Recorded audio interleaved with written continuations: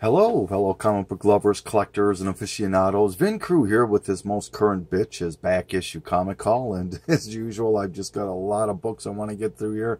Don't want to waste a bunch of your time, so let's just get crack-a-lack in here. First off here, this is Thanos 13. This is the shiny, cool lenticular cover there. I think everybody knows ad nauseum what this is. This is the first appearance of the Cosmic Ghost Rider.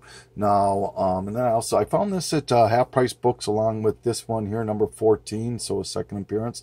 Now, the next book behind there, this is a spoiler alert, so if you don't want to hear about Cosmic Ghost Rider, if you haven't found out, then fast forward this about 30 seconds or so. You've had fair warning, but so in the next issue, issue 15, they revealed that the Cosmic Ghost Rider is actually Frank Castle, the Punisher, who has been Ghost Riderized, I guess. Is that a term? I'm not sure. But this brings me to this book right here, which is Marvel Knights, the 2001 Millennial Visions. It's a one-shot. What makes this interesting is on the cover right here, as you can see, there is Mr. Punisher, Frank Castle himself, Ghost Riderized. So this is apparently the first time Punisher becomes Ghost Rider. So is what it is. I'm not telling you it's a Cosmic Ghost Rider. I'm not telling you anything. You make your own decision up on that. All right, so found Amazing Heroes number 150 with just this gorgeous ElfQuest cover. So had to grab that. I'm a big ElfQuest guy. Found Amazing Spider-Man 25. This actually is on my list, my top 15 or whatever it was list of 2018, and so I'm able to take one off the list again. So this is the first, is a pseudo first appearance of MJ. I think it's only in the shadows, Mary Jane Watson, but obviously you can't have Peter without his MJ, so very, very, very happy to have that one. Now I own everything from Amazing Spider-Man. I own everything from 24 until it ends, so, and I need 18 issues to finish that run. All right, AntiVenom, the mini-series, that's part 1 of 3. I think I need one more to finish that series. This book here is an interesting Batman book. It's called, I have no idea how to pronounce that, Yoshinori Yatsumi, I guess. Batman Death Mask. But what this makes this interesting is it's a Japanese book, and you can see it opens up the opposite way. It even says on the back cover there, stop. This is the back of the book. You need to turn it around and read it from the other direction. So that's kind of cool, and it even shows you a little little diagram there, I guess, of how to read it. So thought that was kind of cool. All right, found this book here. This book here intrigues me, to say the least. DC Comics presents Batman 100-page spectacular, The Bad. What intrigued me about this book is I found only one of these on eBay, and they were asking $39 plus shipping for it.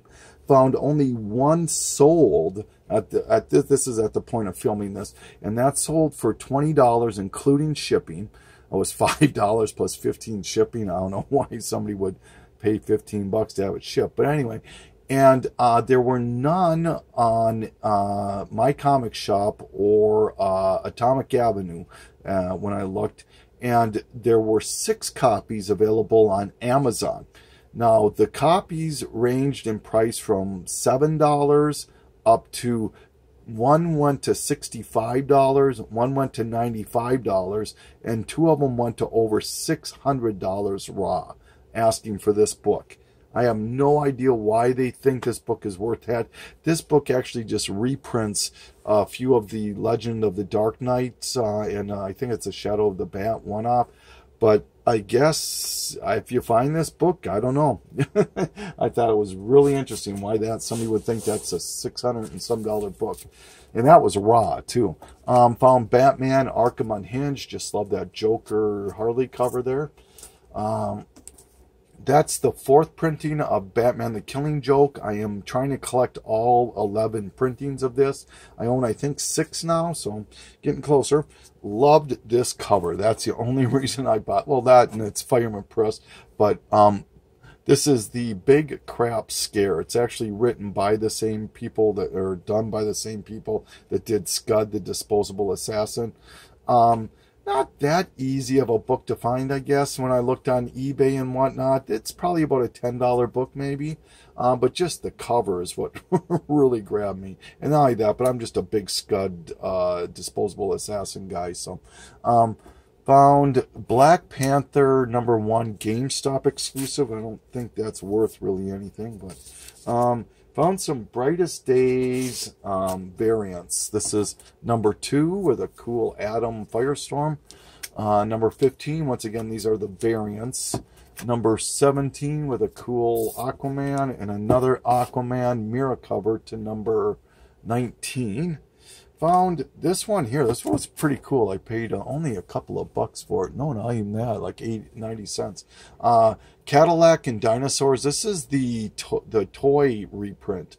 Obviously not as hard to find as the original printing, but still, nonetheless, I don't think I've ever seen this before. So was pretty happy when I stumbled upon that. All right, moving along. This one I was pretty happy to find. Carnage USA #1, the second printing. There was only second printings for issues 1 and 2, and both of them are extremely sought after. Very, very sought after. So I think that's Clayton Crane. Yeah, I did that. So pretty cool. Found a Champions #9, first appearance of the Red Locust. Conan #1, that's the J. Scott Campbell cover. Seen this in a lot of people's videos, so it's a cover you just don't miss when you've seen it once. I am not a fan of that cover. Just not a fan of that cover at all. Whoops, and some glare here, sorry about that. All right, found DC Rebirth Holiday Special. I believe this is an early appearance of the Super Sons or something like that. So it was causing a little bit of hubbub about this. Found some second printings of Deadpool. I love this cover. This is to #10. Second printing to #13. And this one is a double. They call this the pancake cover. And it's second print to #16. So if anybody is interested in that, let me know. And speaking of doubles, this is my segue into the doubles that I have picked up over the last few days. Or few weeks, I should say. Once again, these are all available for trade and or purchase. Black Widow #1, that's the variant cover. Found Brightest Day #10, that's the first appearance of the I forget his name, the Aqua lad that is in the Young Justice. And this is the variant to that cover, so I'll be doing those together. Brightest Day #11, cool Aquaman Black Manta cover, it's a variant. And the variant to 12 and 21, once again, all doubles. Found Daredevil #2, that's the J. Scott Campbell cover, the alternate. Speaking of J. Scott Campbell, found the very popular Gen 13 #12. Once again, all these are doubles. Hawaiian Dick #1. I Feel Sick #1, first print. Very cool on that. Iron Man 219, that's the first appearance of the Ghost. Justice League Dark #9, that's the first appearance of the new team or something like that. Marvel Team Up, that's with Invincible and SpiderMan. Found Red Hood and the Outlaws #15, Death in the Family, Joker die cut. Red Hood and the Outlaws #1, first print out of the new 52. Spider-Woman #1 out of her first ongoing. Ultimate Fallout #4, first Miles Morales. Weapon X #8, just a cool looking domino cover. Part of the Planet Symbiotes. This is the Web of Spider-Man one. I don't remember. I think this is #3, part 3. Found X-Men 15, the first appearance of Onslaught. And Stanley Meets the Amazing Spider-Man. So once again, these are all available for trade and or sale. And just hit me up if you're interested at all. All right. Found some Fantastic Four. That's number 30. That's the first appearance of Diablo, I believe. This one I was pretty happy to find, but this is just beat to heck. This is Fantastic Four Annual number 1. This is the origin of Submariner. Cover is barely attached. It is attached. Everything's there. But I only paid 20 bucks for this thing. So not too bad. I mean, if I can upgrade it someday, I will. But just an early great edition to have for Fantastic Four. I found Part 2 of From Hell. That's a first print. Part 3. And probably the happiest one was Part 11. So now I own the entire series of this, 1 through 11. Beautiful Alan Moore book here. This was the basis of the movie with, oh my God, the guy that played the Pirates in the Caribbean, Johnny Depp, that guy. All right. Got to give a nod out to Symphonic Elk, I believe is his name. Great YouTuber. This is Funny Aminals. It's only a one-shot. This is actually the first appearance of Mouse, M-A-U-S. If you're not familiar with that, shame on you, first of all. But this is the superbly written book that portrayed World War II through mice and cats. And just very, I mean, it's studied in college courses and whatnot. But this is the first appearance of that. So very cool. Thank you for pointing that out, Symphonic Elk. G.I. Joe number 2, that's a J. Scott Campbell cover. And then G.I. Joe 240, I believe this is the first cover appearance of the female Snake Eyes. I believe that's her before she actually becomes a female Snake Eyes. You just see this one very well. I don't know. There we go. This glare, I apologize. All right. I found a Huck number 1, Mark Millar. Don't have a lot of stock in Millar stuff, as you know, but it is what it is. Found Knights of the Dinner Table number 3 out of the miniseries. But more importantly, I found issue number 1. Oh my God, this is another book that's on my list. So I get to take 2 books off the list this time. And if you're not familiar with this, this was actually started. It's a, you know, if you're in a book strictly for art, this book is not for you. It's more storytelling. It's very funny. It's about role-playing games and whatnot. But it started as little mini comic strips that were in this role-playing magazine, and it became so popular that they took them, put them into comic form, and then elaborated on them and put them out in a mini-series, which came out in 1994. Then that became so popular that they decided to make it an ongoing, which just lasted 250 some issues. So very well loved and very hard to find this book. There was a print run of all the mini series part. They were all limited to 3,000 print run. So very happy to have this. The only other person I've seen show this is Orlando Perlez and OP. So very happy to have this book. Found a couple of Marvel must-haves. That's the Uncanny X-Force. That reprints the Remender series 1, 2, and 3, issues 1, 2, and 3. And then I found the X-Force Marvel must-have. This reprints the Clayton Crane X-Force 1, 2, and 3. So beautiful Clayton Crane cover there, and then a cool Uncanny X-Force. So happy to find that. This one I was extremely happy to find. Maximum Carnage. This is the promo that was given out with the Acclaim game back in, was it the 90s or early 2000s? And this book here, I just watched a couple of auctions close on this about a week ago. One closed for $31, I believe, and another one closed for $52. I paid $30, so I think I did okay. 25 or 30, I think. Call it 30. I'll be on the error on the higher side. But yeah, this book here is has seen a lot of attention lately because of the Carnage or the Venom movie. So, and with Carnage in it. Right. This is the New Avengers number 9. This is the Sentry comic variant.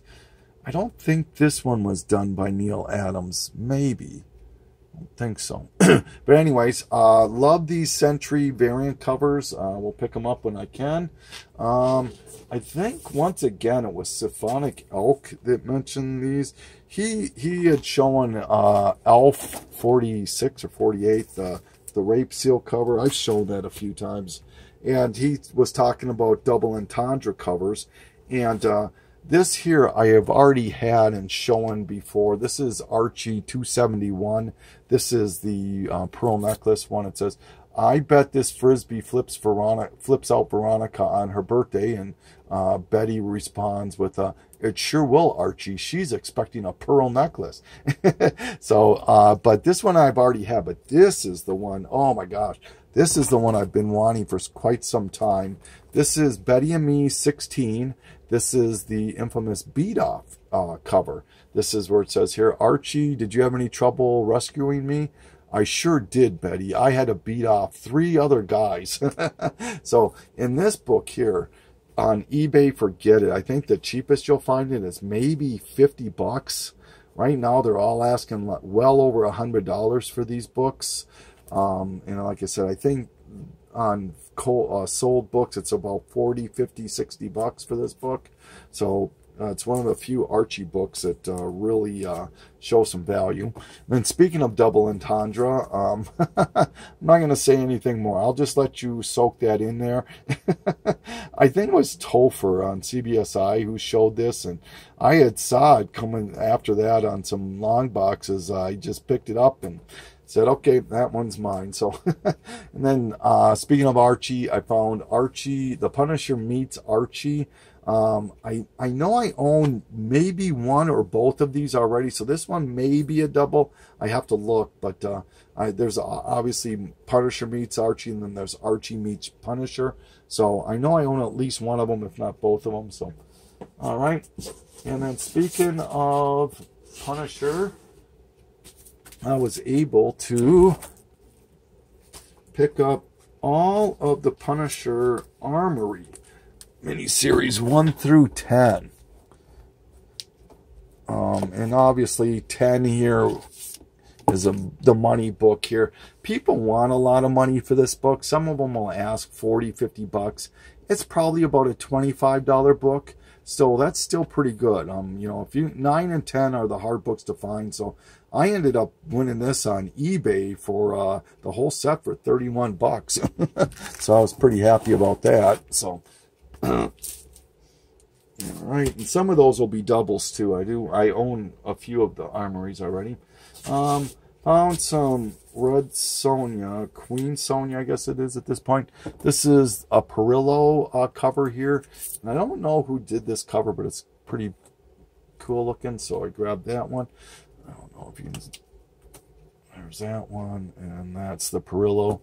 And then here is, speaking of Red Sonja, here is Spider-Man and Red Sonja, 2 out of 5. It's a Michael Turner cover, so happy to have that. Picked up this Secret Origins only because of the I love the Batman detective swipe there, to first appearance of Robin. Speaking of Stanley Meets, I found Stanley Meets Doctor Doom, Doctor Strange, and Silver Surfer. So I think I've got them all now. I know I have the Thing, obviously Spider-Man, and I don't know if that's all of them or not, but I'll have to look. All right. Always working on my Super Friends original series. That's number 34, number 40, and number 42. So happy to have those. All right. Getting to the end here, pretty close. Found Superman 251, just a Bronze Age book. I love the cover on that for some reason. And Superman, I don't show a lot of Superman, but I just finished, I have now a consecutive run of Spider-Man, or Superman from 294, I believe it is, until it ends. All right. Found this book here. Here you go, Joe, Spider or comic fan. This is Top Cow's Secrets, the Winter Lingerie Special. edition. Beautiful Mark Silvestri cover, but obviously, like all these are pinups. But the reason I bought this is because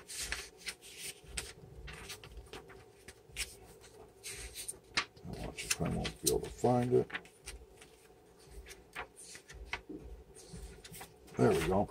Because of this beautiful Michael Turner Witchblade thing there. So very, very happy to find that. And just like I said, what a gorgeous cover on that one, huh? So, yeah, happy to find that.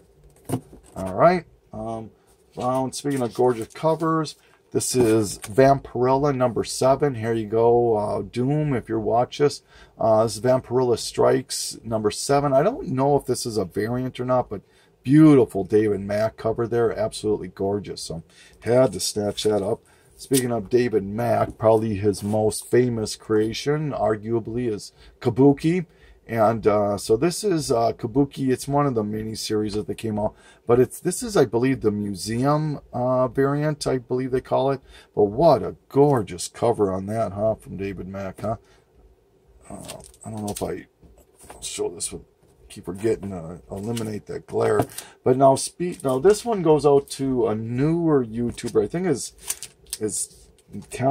channel is Beautiful Comics or Beauty Comics or something like that. Very enthusiastic young man. But he was showing some independence in his collection, and he had shown a one-shot of Kabuki, which I forgot to pull out. I do own that, but that is not her first appearance. This is the first appearance of Kabuki, if you're interested. This is Razor and She Special. This predates that Kabuki one-shot by about 3 months, and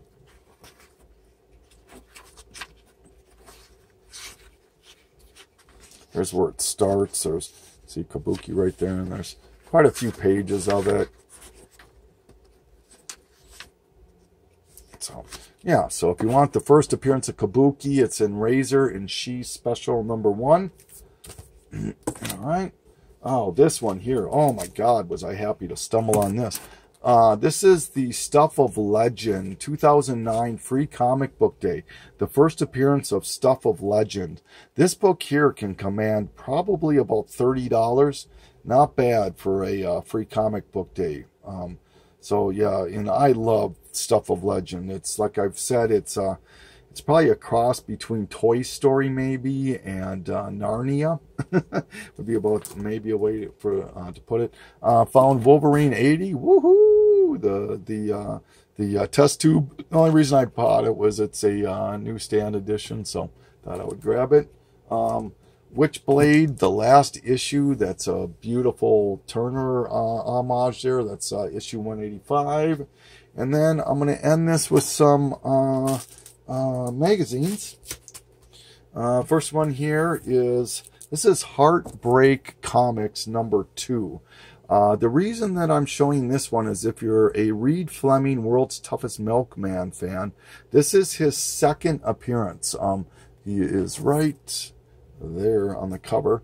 And how it went is that his first self-published, which came out in 81, I think, was just a one-shot, and then Eclipse ended up picking up the rights to it, and before reprinting issue 1 and then following up with subsequent issues, they put this out, which was just a little thing, like a precursor, I guess, to Reed Fleming. And so if you're a Reed Fleming man, this is not an expensive book at all. I didn't get it for under $10, but love Reed Fleming. So, all right, this is Uncanny X-Men 251A. It's not a magazine, I know, but B, this is not something I just picked up. I've had this book for years and years and years. But need to give a nod out to KMN Comics, I believe it was.